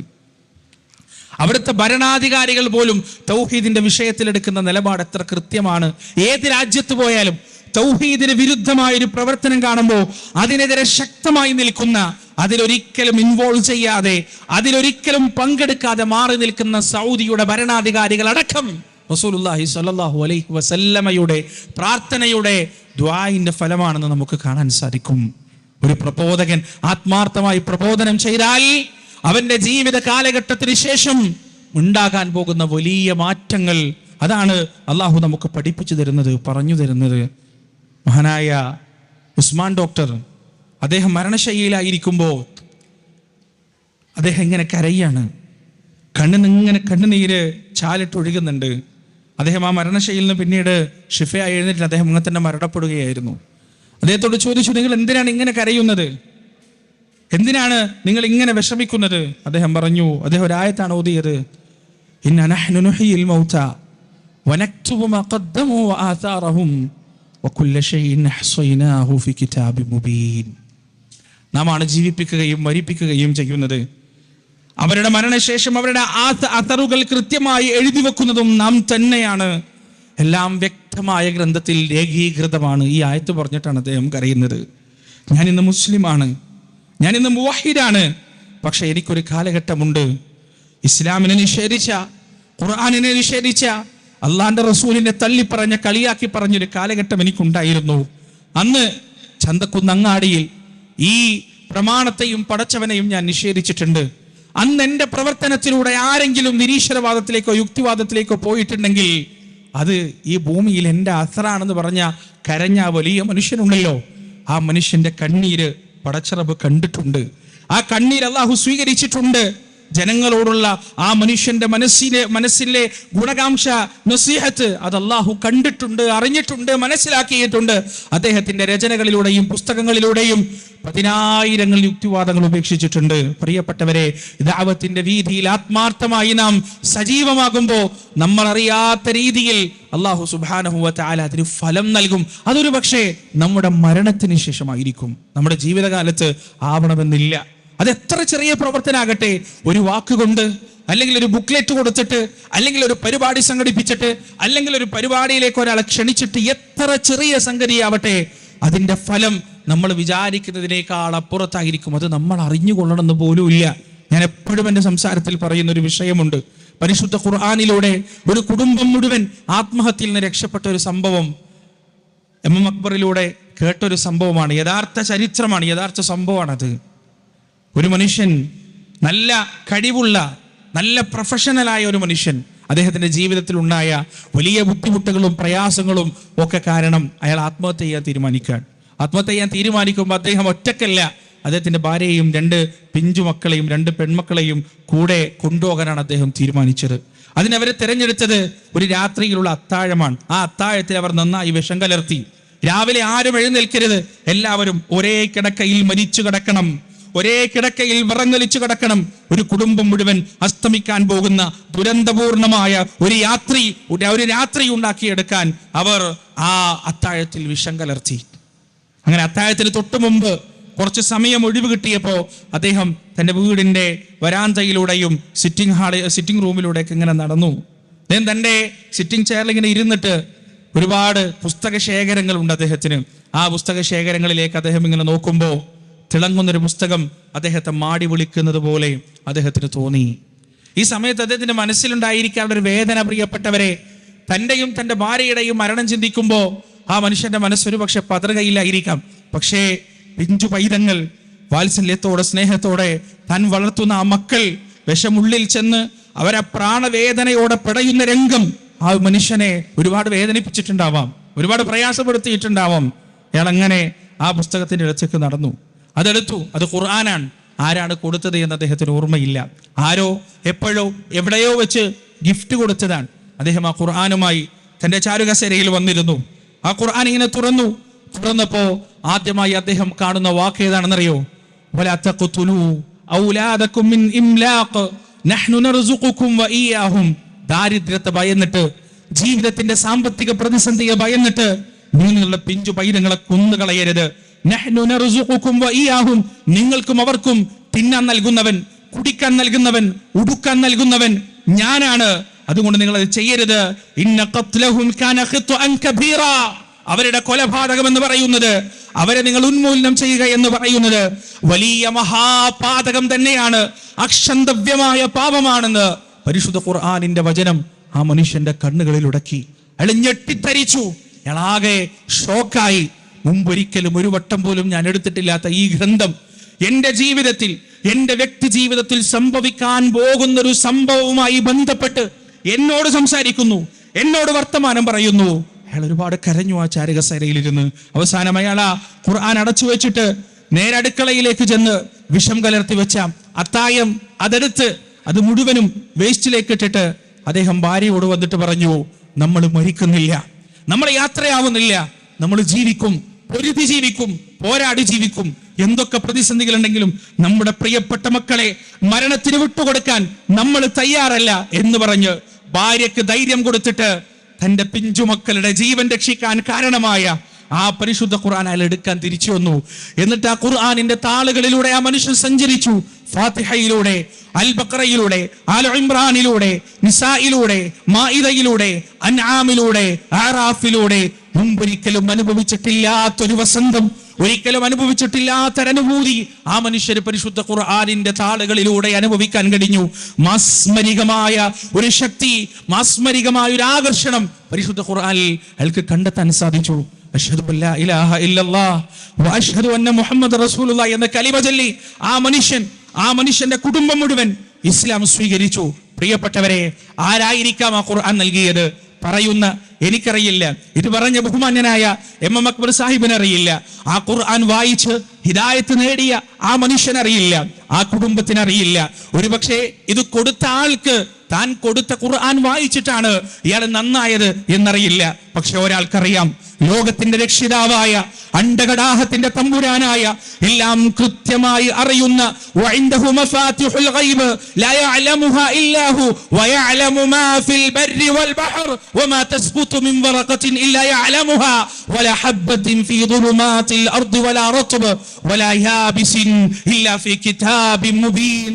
കോടിക്കണക്കിന് മരങ്ങളുടെ, കോടിക്കണക്കിന് ശിഖരങ്ങളിൽ ഏതെങ്കിലും ഒരു ഇല ഞെട്ടറ്റുകൊണ്ട് താഴേക്ക് വീഴുമ്പോ ആ ഇലയുടെ കൃത്യമായ വിശദ വിവരങ്ങൾ തന്റെ കിതാബിൽ എഴുതി വെച്ച പടച്ച തമ്പുരാൻ കോടിക്കണക്കിന് മുളകൾ, ധാന്യങ്ങൾ ഭൂമിയുടെ അന്ധകാരത്തിൽ മുളക്കാനിരിക്കുമ്പോ ആ സസ്യങ്ങളെ കുറിച്ച്, മുളകളെ കുറിച്ച്, ധാന്യങ്ങളെ കുറിച്ച്, പഴങ്ങളെ കുറിച്ച്, പഴവർഗ്ഗങ്ങളെ കുറിച്ച് കൃത്യമായി അറിയുന്ന ലോകത്തിന്റെ രക്ഷിതാവ് ആ റബ്ബിനറിയാം.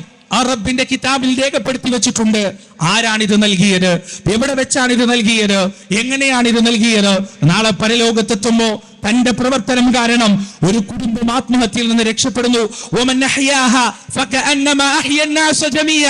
ആരെങ്കിലും ഒരു മനുഷ്യന്റെ ജീവൻ രക്ഷിക്കാൻ കാരണക്കാരനായാൽ അവൻ ഈ ലോകത്തുള്ള മുഴുവൻ മനുഷ്യരെയും രക്ഷിച്ചവനെ പോലെയാണെന്ന് പരിശുദ്ധ ഖുർആൻ പറഞ്ഞ ആ പ്രതിഫലം നേടിയെടുക്കുന്നു.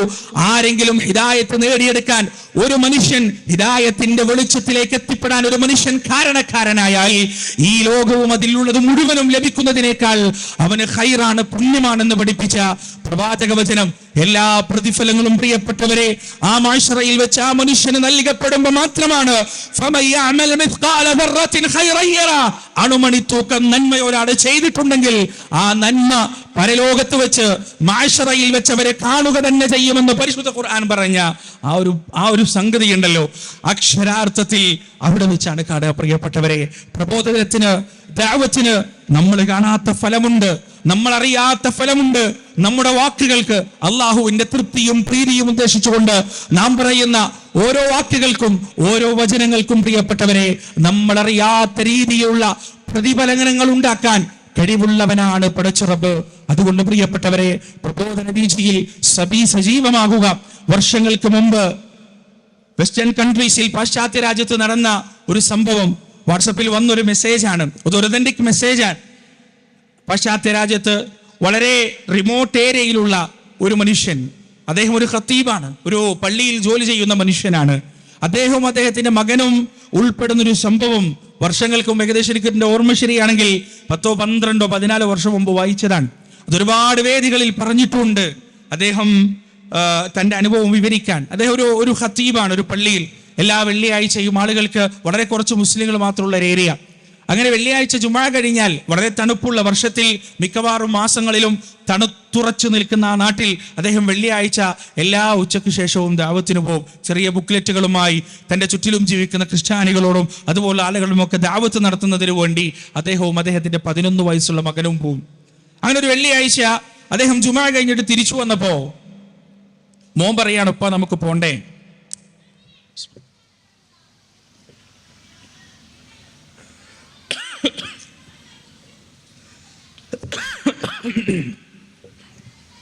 ഇപ്പൊ പറഞ്ഞു, മോനെ ഉപ്പക്ക് വലിയ സുഖമില്ല, ശാരീരികമായി കുറച്ച് പ്രയാസങ്ങളൊക്കെ ഉണ്ട്, തണുപ്പ് ഭയങ്കര കൂടുതലാണ്, നമുക്ക് അടുത്ത ആഴ്ച പോവാം. അപ്പം മകൻ പറഞ്ഞു, വേണ്ട, ഞാൻ പോയിക്കോളാം, ഉപ്പില്ലെങ്കിൽ നമുക്ക് അടുത്ത ആഴ്ച പോകാം, ഞാൻ ഇന്ന് ഒറ്റക്ക് പോയിക്കോളാം എന്ന് പറഞ്ഞ ആ കുട്ടി കയ്യിലുള്ള ഏതാനും ബുക്ക്ലെറ്റും എടുത്തിട്ട് പോവാൻ. നമ്മുടെ മക്കൾക്ക് നാം നടന്ന് കാണിച്ചു കൊടുക്കുന്ന വഴിയുണ്ടല്ലോ, ആ വഴിയിലൂടെ അവർ സഞ്ചരിക്കും. നിങ്ങൾ ഏതെങ്കിലും മൂല്യാരോട് പോയിട്ട് എൻ്റെ മോനൊന്ന് ഉപദേശിക്കണം, മോൻ പറഞ്ഞാലൊന്നും കേൾക്കുന്നില്ല, അയാൾ 10 മണിക്കൂർ ഉപദേശിച്ചിട്ടും കാര്യമില്ല. നിങ്ങൾ 10,000 വട്ടം മക്കളോട് പറഞ്ഞിട്ടും കാര്യമില്ല, ചെയ്ത് കാണിച്ചു കൊടുക്ക്, തഹജ്ജുദ് നിസ്കരിച്ച് കാണിച്ചു കൊടുക്ക്. പള്ളി മിനാരങ്ങളിൽ നിന്ന് ബാങ്കിൻ്റെ ശബ്ദം കേൾക്കുമ്പോൾ ധൃതിപ്പെട്ട് പള്ളിയിലേക്ക് നടന്നു പോയിട്ട് കാണിച്ചു കൊടുക്ക്. സ്വന്തം ഭാര്യയോടും ഭർത്താവിനോടും നല്ല രീതിയിൽ പെരുമാറിയിട്ട് കാണിച്ചു കൊടുക്ക് ജീവിതം എന്താണെന്ന്. ആ മക്കൾ ആ വഴിയെ നടന്നു വരും. ജീവിച്ചിട്ടാണ് കാണിച്ചു കൊടുക്കേണ്ടത്. സ്വന്തം ജീവിതമാണ് ഏറ്റവും വലിയ ഉപദേശം. ഉപ്പ നിസ്കരിക്കൂല, തഹജ്ജുദ് നിസ്കരിക്കൂല, പച്ച തെറി പറയുകയും ചെയ്യും, വായ തുറന്നാൽ വേണ്ടാത്താണ് പറയുക. പിന്നെ മക്കൾ എങ്ങനെ നന്നാവും? ഹക്കും ബാത്തിലും നോക്കൂല, മക്കൾ എങ്ങനെ നന്നാവും? പ്രിയപ്പെട്ടവരെ, ഈ മനുഷ്യൻ തൻ്റെ മകന് മുന്നേ നടന്നു വഴി കാണിച്ചു കൊടുത്തു, പ്രബോധനത്തിന്റെ വഴിയിൽ നടന്നു കാണിച്ചു കൊടുത്തു. അങ്ങനെ ആ മകൻ ഒറ്റക്കിറങ്ങാൻ വലിയ മാറ്റമാണ് ആ മകന്റെ ഇറക്കത്തിലൂടെ അള്ളാഹു ഉണ്ടാക്കിയത്. ആ മകൻ നേരെ പോയത് ഈ നാടിന്റെ അങ്ങേ അറ്റത്തുള്ള 2 വൃദ്ധന്മാർ ജീവിക്കുന്ന, ഒരു വൃദ്ധയും വൃദ്ധനും ജീവിക്കുന്ന വീട്ടിലേക്കാണ്. അങ്ങനെ അവൻ അവിടെ പോയി വാതിൽ മുട്ടാൻ തുടങ്ങി. വാതിൽ തുറക്കുന്നില്ല. കുറേ നേരം മുട്ടി വാതിൽ തുറക്കുന്നില്ല. അങ്ങനെ അവൻ തിരിച്ചു വരാൻ പോകുമ്പോൾ അവൻ്റെ ഉള്ളിലൊരാദി. ഉപ്പ പറയുന്നത് കേട്ടിട്ടുണ്ട്, നമ്മൾ ഒരു പക്ഷേ മനം മടുത്ത് തിരിച്ചു പോകുമ്പോൾ ആ തിരിച്ചു പോക്കുകൊണ്ട് ചിലപ്പോൾ ഒരാൾക്ക് ഹിദായത്ത് നഷ്ടപ്പെട്ടാലോ എന്ന് ഉപ്പ പറയുന്നത് കേട്ടിട്ടുണ്ട്.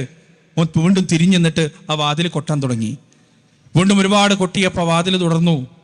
മുഖമെല്ലാം ചുക്കിച്ചുളിഞ്ഞ് കണ്ണിൻ്റെ കാഴ്ച നഷ്ടപ്പെട്ട പരുപരുത്ത ശബ്ദത്തിൽ സംസാരിക്കുന്ന ഒരു വൃദ്ധയായ ഒരു മുത്തശ്ശി. അവർ ചോദിച്ചു, എന്താ മോനെ? അവൻ പറഞ്ഞു, ഒന്നുമില്ല, ഈ പുസ്തകം നിങ്ങൾക്ക് തരാൻ വന്നതാണ്, ഇതൊന്ന് നിങ്ങൾ വായിച്ചു നോക്കണം. അങ്ങനെ ആ പുസ്തകവും ആ സ്ത്രീയുടെ കയ്യിലേക്ക് കൊടുത്ത ആ മകൻ, ആ കുട്ടി തിരിച്ചുപോയി. 2 ആഴ്ച കഴിഞ്ഞു.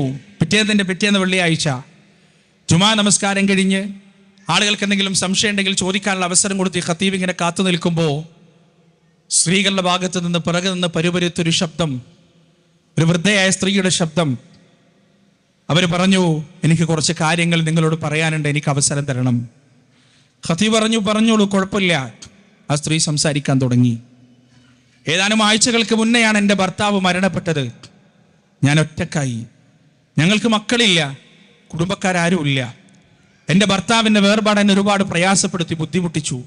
അവസാനം ഞാൻ മരിക്കാൻ തീരുമാനിച്ചു. ആർക്കും വേണ്ടാത്ത ഞാൻ എന്തിനി ജീവിക്കണം? ആർക്കൊരു ഉപകാരമില്ലാത്ത ഞാൻ എന്തിനൊരു ഭൂമിക്ക് ഭാരമായിട്ട് നിലനിൽക്കണം എന്ന് ചിന്തിച്ച് ഞാൻ മരിക്കാൻ തീരുമാനിച്ചു. 2 ആഴ്ച മുമ്പുള്ള വെള്ളിയാഴ്ചയാണ് ഞാൻ എൻ്റെ മരണത്തിന് വേണ്ടി തിരഞ്ഞെടുത്തത്. അങ്ങനെ ഞാൻ ആത്മഹത്യക്ക് ഒരുങ്ങുമ്പോൾ പതിവില്ലാതെ ആരോ എൻ്റെ വാതിലിൽ വന്ന് കൊട്ടി.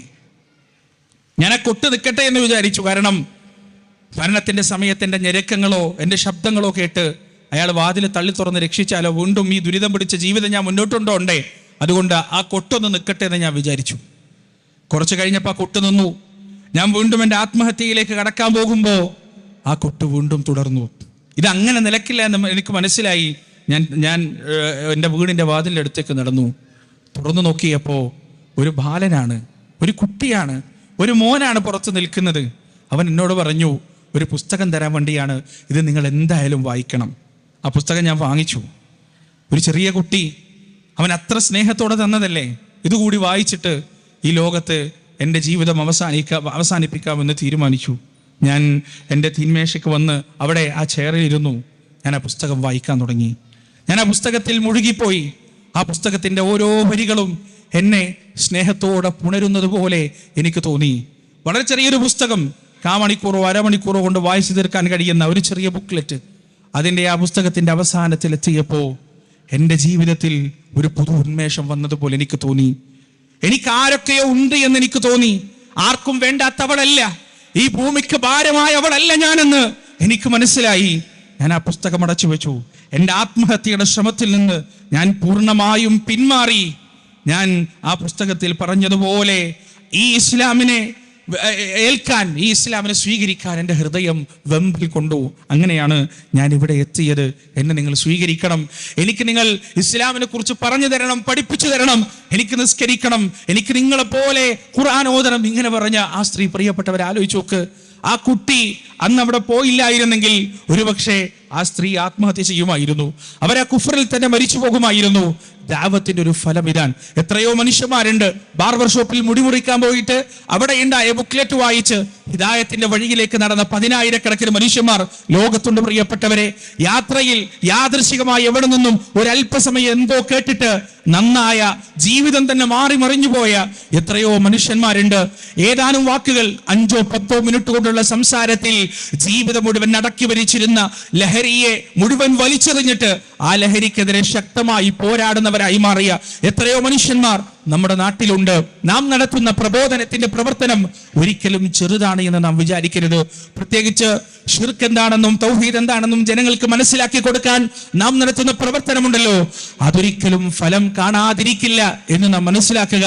അള്ളാഹുവിന്റെ റസൂൽ പറഞ്ഞല്ലോ, ലോകത്ത് കടന്നു വന്ന സകല പ്രവാചകന്മാരും വളരെ കൃത്യമായി ആദ്യമായി പറഞ്ഞു വെച്ചതാണ് തൗഹീദ് എന്നത്. മറ്റു വേദഗ്രന്ഥങ്ങളിൽ ഋഗ്വേദത്തിലും സാമവേദത്തിലും യജുർവേദത്തിലും അഥർവവേദത്തിലും എല്ലാം വളരെ കൃത്യമായി ഈ തൗഹീദിന്റെ വചനങ്ങൾ നമുക്ക് കൃത്യമായി കാണാൻ സാധിക്കും. ഹിരണ്യഗർഭഃ സമവർത്തദാഗ്രേ ഭൂതസ്യ ജാത പരിതേക ആസീത് സദാധാര പൃഥ്വിം ധ്യാമുതേമാം കസ്മൈ ദേവായ ഹവിഷാവിരേമ യാത്മദാ ബലദാ യസ്യ വിശ്വ ഉപാസതേ പ്രശിഷം യസ്യ ദേവ യസ്യ ഛായാമൃതം യസ്യ മൃത്യു കസ്മൈ ദേവായ ഹവിഷാവിരേമ. ഇങ്ങനെ തുടങ്ങി ഋഗ്വേദത്തിലും സാമവേദത്തിലും ഉപനിഷത്തുകളിലുമെല്ലാം വളരെ കൃത്യമായി തൗഹീദിന്റെ ഉദ്ഘോഷം കാണാൻ നമുക്ക് സാധിക്കും. ബൈബിളിലും കാണാം. സകല മതവേദ ഗ്രന്ഥങ്ങളിലും ഏകനായ ഒരു രക്ഷിതാവിനെ കുറിച്ച്, ഹിരണ്യഗർഭനെ കുറിച്ച്, വിരാട് പുരുഷനെ കുറിച്ച്, പരബ്രഹ്മത്തെ കുറിച്ച്, യഹോവയെ കുറിച്ച്, അള്ളാഹുവിനെ കുറിച്ച്, പരമകാരുണികനെ കുറിച്ച്, രാജാതിരാജനെ കുറിച്ച്, മാലിക്കുൽ മുലൂക്കിനെ കുറിച്ച് വിശദീകരിക്കുന്നതായി നമുക്ക് കാണാൻ സാധിക്കും. ഈ തൗഹീദാണ് പ്രിയപ്പെട്ടവരെ പ്രബോധനത്തിന്റെ ലിസ്റ്റിൽ ഒന്നാമതായി വരേണ്ടത്, ആദ്യമായി വരേണ്ടത്. ഈ തൗഹീദ് തകർക്കുക എന്നതാണ് പിശാചിന്റെ ഇബ്ലീസിന്റെ ദുർബോധനത്തിന്റെ ലിസ്റ്റിൽ ഒന്നാമതായി ഉള്ളത് എന്ന് നാം മനസ്സിലാക്കുക.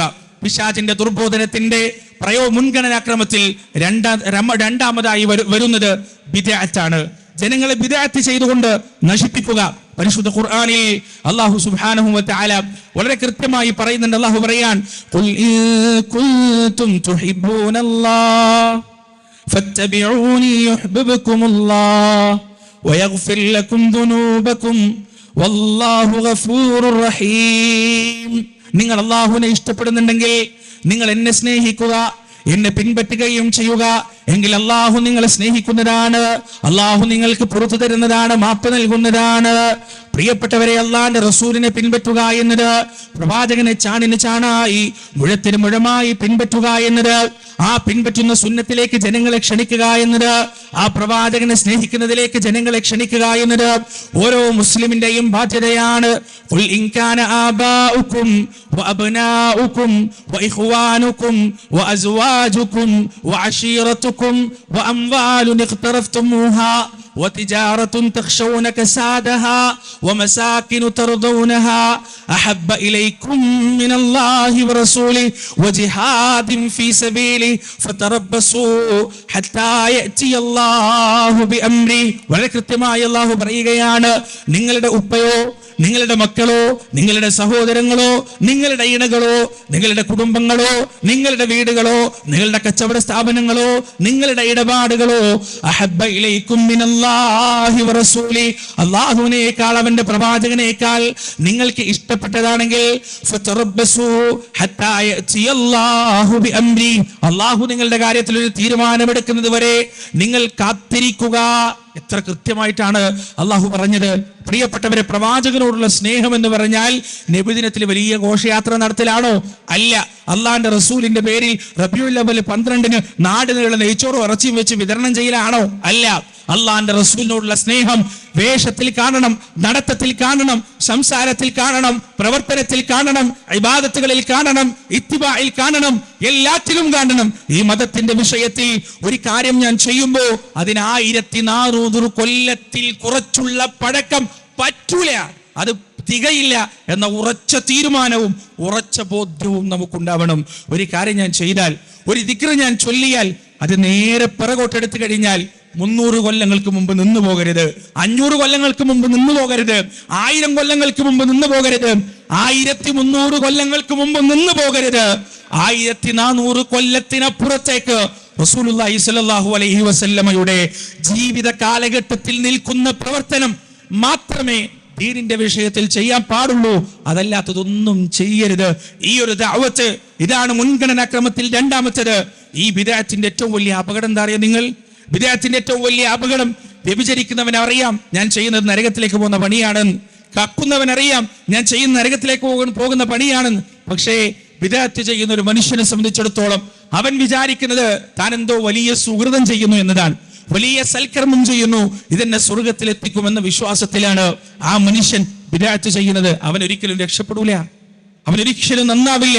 അതുകൊണ്ടാണ് പിശാച് ബിദ്അത്തിൽ മനുഷ്യനെ തളച്ചിടുന്നത്. പ്രിയപ്പെട്ടവരെ, ഈ പിശാചിന്റെ ചങ്ങലക്കെട്ടിനെയാണ് രണ്ടാമതായി നാം തകർക്കേണ്ടത്. എന്താണ് യഥാർത്ഥത്തിൽ സുന്നത്ത്, എന്താണ് യഥാർത്ഥത്തിൽ പ്രവാചക ചര്യ എന്ന് ജനങ്ങൾക്ക്, മാലോകർക്ക് പഠിപ്പിച്ചു കൊടുക്കാൻ നമുക്ക് കഴിയേണ്ടതുണ്ട്. മൂന്നാമത്തെ ദുർബോധനത്തിന്റെ വല എന്ന് പറയുന്നത് വൻ പാപങ്ങളാണ്. ഈ ശിർക്കിൽ ഒരു മനുഷ്യനെ കീഴ്പ്പെടുത്താൻ പിശാചിന് പറ്റിയിട്ടില്ല. ബിദ്അത്തിൽ നിന്നും അവൻ രക്ഷപ്പെട്ടു. മൂന്നാമതായി പിശാച് അവനിലേക്ക് വരിക വൻ പാപങ്ങളിലൂടെയായിരിക്കും. വൻ പാപങ്ങൾ ചെയ്യിക്കാൻ അവനെ പ്രേരിപ്പിച്ചുകൊണ്ടേയിരിക്കും. അതിനുള്ള സാഹചര്യങ്ങൾ അവന്റെ മുന്നിൽ ഒരുക്കി കൊടുത്തുകൊണ്ടേയിരിക്കും.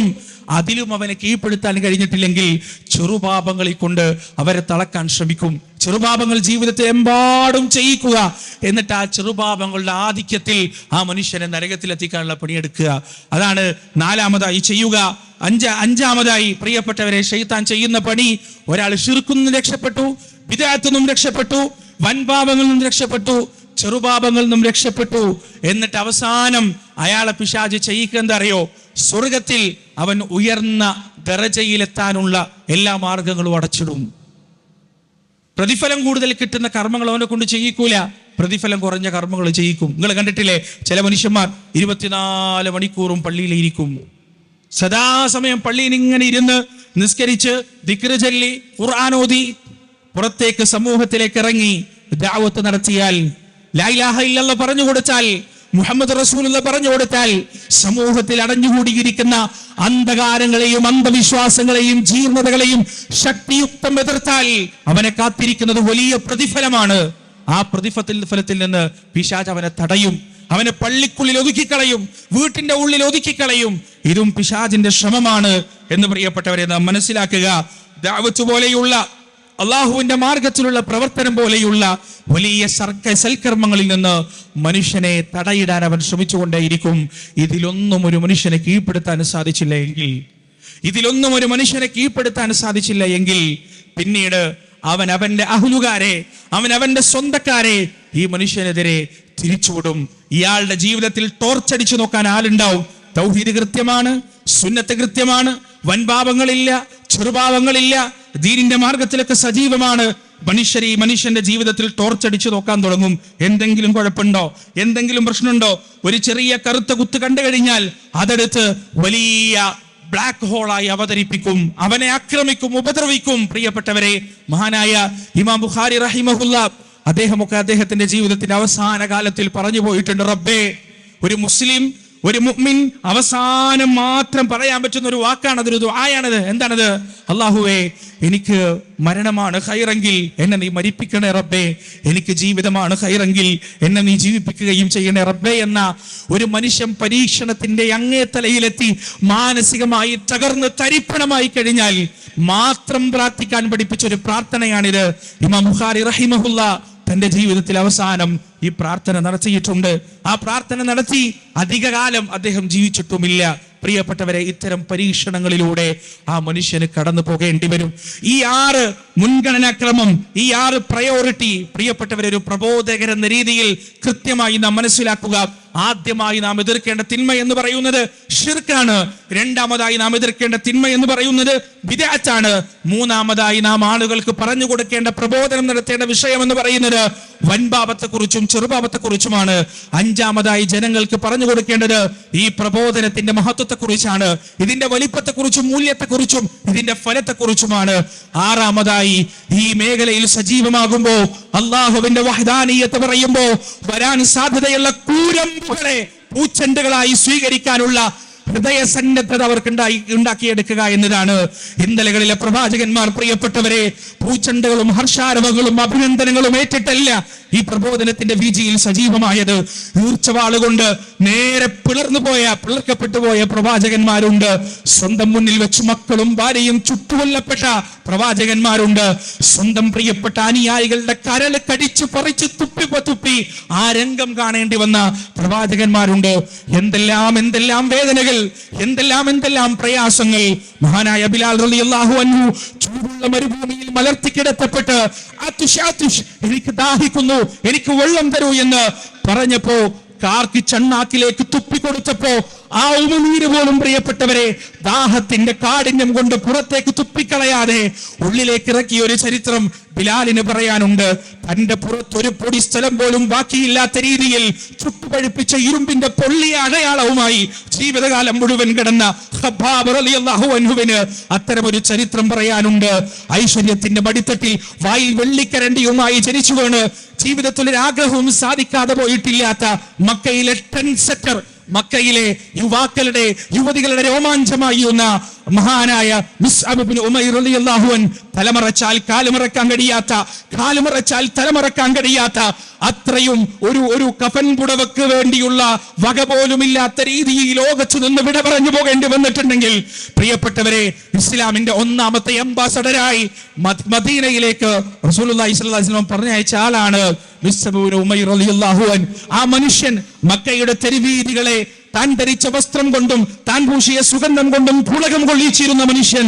അദ്ദേഹം പ്രവാചകനും സഹാബത്തും കൂടിയിരിക്കുമ്പോ ഒരിക്കൽ കടന്നുപോയി കീറിപ്പറിഞ്ഞ വസ്ത്രങ്ങളുമായി ഒരു ഫക്കീറിനെ പോലെ, ഒരു മിസ്കീനിനെ പോലെ നടന്നു പോയപ്പോ അള്ളാന്റെ റസൂൽ കൈ ചൂണ്ടിയിട്ട് പറഞ്ഞിട്ടുണ്ട്, അതാ ആ മനുഷ്യനെ കണ്ടോ, മക്കയിലെ കുബേരൻ, മക്കയിലെ ധനികൻ.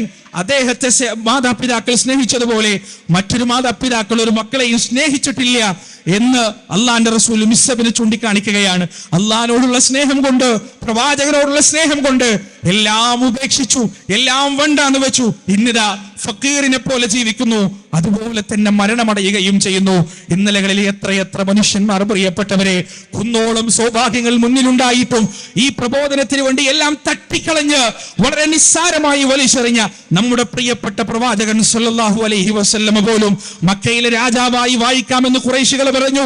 കൈനിറിയെ പൊന്നും പണവും തരാമെന്ന് പറഞ്ഞു. മാദകത്തിടമ്പുകളെ പറയുന്ന രീതിയിൽ കൂട്ടിത്തരാമെന്നും പറഞ്ഞു. റസൂലുള്ളാഹിന്റെ മറുപടി എന്താണെന്ന് അറിയുമോ? എന്റെ വലത് കൈയിലേക്ക് സൂര്യനെയും ഇടത് കൈയിലേക്ക് ചന്ദ്രനെയും വെച്ചു തന്നിട്ട് ഈ ഉദ്യമത്തിൽ നിന്ന് പിന്മാറാൻ നിങ്ങൾ എന്നോട് പറഞ്ഞാൽ അതിന് ഞാൻ തയ്യാറല്ല എന്ന് ഉച്ചസ്ഥരം പ്രഖ്യാപിച്ച റസൂലുള്ളാഹി സ്വല്ലല്ലാഹു അലൈഹി വസല്ലം പ്രബോധനം എന്ന് പറയുന്ന പ്രവർത്തനത്തിന് അത്രമാത്രം മൂല്യമുള്ളത് കൊണ്ടാണ്, അത്രമാത്രം വിലയുള്ളത് കൊണ്ടാണ് ഒരു ഭൗതിക സൗഭാഗ്യങ്ങൾക്ക് മുന്നിലും ബലി കഴിക്കപ്പെടാൻ പാടില്ലാത്ത, ഒരു ഭൗതിക സൗഭാഗ്യങ്ങൾക്ക് മുന്നിലും വലിച്ചെറിയപ്പെടാൻ പാടില്ലാത്ത ദൗത്യമാണ് പ്രിയപ്പെട്ടവരെ പ്രബോധനം എന്ന് പറയുന്നത്.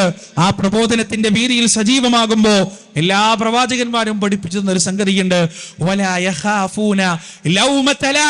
ഒരു വിമർശകന്റെയും വിമർശനത്തെ ഭയക്കാതെ പടച്ചോൻ പറയാൻ ഏൽപ്പിച്ച കാര്യം ഏത് കൊട്ടാരത്തിലും ചെന്ന് പറയാൻ കഴിയുന്ന, ഏത് രാജാവിന്റെ മുന്നിലും ചെന്ന് പറയാൻ കഴിയുന്ന, ഏത് സദസ്സിന്റെ മുന്നിലും വെട്ടിത്തുറന്ന് പറയാൻ കഴിയുന്നവനായിരിക്കണം ഒരു പ്രബോധകൻ. മഹാനായ ഹബീബ് റളിയല്ലാഹു അൻഹു മുസൈലിമത്തുൽ കദ്ദാബിന്റെ മുന്നിൽ ചെന്ന് അള്ളാന്റെ റസൂലിന്റെ ദൗത്യം പറഞ്ഞപ്പോ അവിടുത്തെ തുടയിൽ നിന്ന് പച്ചയിറച്ചി മുറിച്ചെടുത്ത് ചോരയലിക്കുന്ന മാംസത്തിന്റെ തുണ്ടം കാണിച്ചിട്ട് നീ നിന്റെ ദൗത്യത്തിൽ നിന്ന് പിന്മാറാൻ തയ്യാറുണ്ടെന്ന് ചോദിച്ചപ്പോ ഹബീബ് പറഞ്ഞൊരു മറുപടി ഉണ്ട്. എന്താണെന്നറിയോ? ഇല്ല, അഷ്ഹദു അന്ന മുഹമ്മദ് റസൂലുള്ളാഹ്, മുഹമ്മദ് അല്ലാഹുവിന്റെ പ്രവാചകനാണെന്ന് ഞാനിതാ സാക്ഷ്യം വഹിക്കുന്നു. വഅഷ്ഹദു അന്നക കദ്ദാബ്, നീ കള്ളനാണെന്നും നീ കള്ളപ്രവാചകനാണെന്നും ഞാനിതാ സാക്ഷ്യം വഹിക്കുന്നു. പ്രിയപ്പെട്ടവരെ, വലം യഖ്ശ ഇല്ലല്ലാഹ്, അല്ലാഹുവിനെ അല്ലാതെ മറ്റാരെയും ഭയപ്പെടാത്ത ഒരു പ്രബോധകന്റെ മനസ്സ്, ഒരു പ്രബോധകന്റെ രീതി, എവിടെയും തകരാത്ത, എവിടെയും പതരാത്ത ഒരു പ്രബോധകന്റെ ജീവിതം പ്രിയപ്പെട്ടവരെ, അത് നമ്മുടെ ജീവിതത്തിൽ ഉണ്ടാവണം. അതാണ് പ്രവാചകന്മാരുടെ മാതൃക. അവരുടെ ജീവിതങ്ങളിലൂടെ അവർ പഠിപ്പിച്ചു തന്നത്, മനസ്സിലാക്കി തന്നത്, അവരുടെ ജീവിതങ്ങളിലൂടെ അവരിവിടെ എഴുതി വെച്ചു പോയത് ഈ ഒരു ദൗത്യമാണ്, ഈ ഒരു പ്രബോധന മേഖലയാണ് എന്ന് നാം മനസ്സിലാക്കുക. അല്ലാഹു സുബ്ഹാനഹു വ തആല അവന്റെ പ്രബോധനത്തിന്റെ മാർഗത്തിൽ, ഈ പ്രബോധനത്തിന്റെ വീതിയിൽ സജീവമായി മുന്നേറാൻ നമുക്കേവർക്കും തൗഫീഖ് നൽകുമാറാകട്ടെ. ഇന്നലകളിലെ നമ്മുടെ മുൻഗാമികൾ വെട്ടിത്തെളിച്ചു നിന്ന ആ സുന്ദരമായ തൗഹീദിന്റെ പാതയിലൂടെ സഞ്ചരിച്ച് 10,000-കണക്കിന് മനുഷ്യർക്ക് ആ തൗഹീദിന്റെ വെള്ളി വെളിച്ചം എത്തിച്ചു കൊടുക്കാനുള്ള ഭാഗ്യം അല്ലാഹു സുബ്ഹാനഹു വ തആല നമുക്കേവർക്കും നൽകുമാറാകട്ടെ. റബ്ബന ആതിനാ ഫിദ്ദുനിയ ഹസന വഫിൽ ആഖിറതി ഹസനത വഖിനാ അദാബന്നാർ. ربنا تقبل منا إنك أنت السميع العليم وتب علينا إنك أنت التواب الرحيم وآخر دعوانا أن الحمد لله رب العالمين والسلام عليكم ورحمة الله.